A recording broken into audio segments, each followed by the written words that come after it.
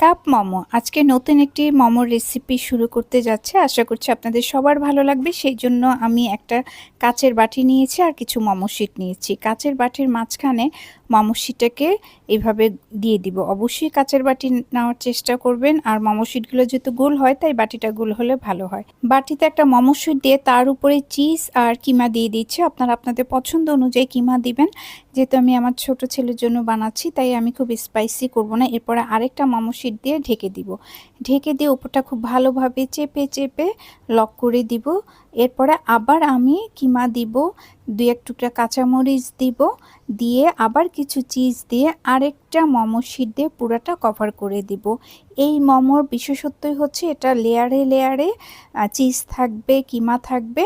আপনি লেয়ারগুলোতে বিভিন্ন ধরনের কিমা ইউজ করতে পারেন। আপনি যদি চান অন্য ভিন্ন কিছু দিবেন, এক লেয়ারে কিমা আরেক লেয়ারে চিজ, সেটাও কিন্তু আপনি করতে পারেন।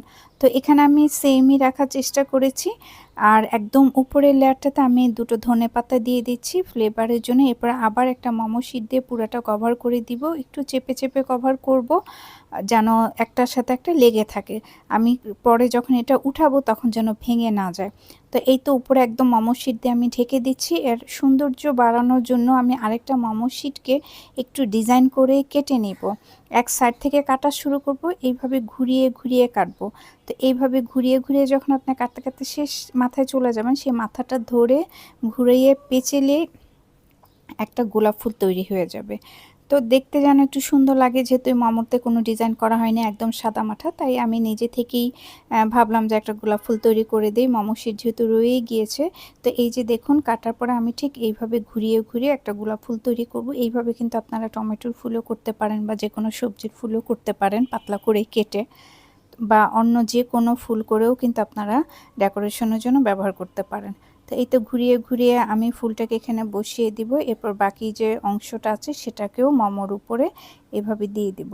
আর নিচে কিছু চিজ ছিটিয়ে দিব যেন চিজগুলো উপরে একটার সাথে একটা লেগে পাপড়িগুলো যেন আটকে থাকে, খুলে পড়ে না যায়। কারণ নিচে ফুলটা তো থাকতেছে না, যার কারণে আমি একটুখানি চিজ দিয়ে দিচ্ছি। চিজ দিলে ফুলটা সুন্দর মতো বসে থাকবে। আপনারাও একটু চিজ দিয়ে নেবেন। চিজ দিলে দেখবেন চিজটা যেহেতু একটু আঠালো, তো একটার সাথে একটা লেগে থাকবে। এই তো হয়ে গেল আমার ফুল বানানো। মোমোটাও সেট করা কমপ্লিট।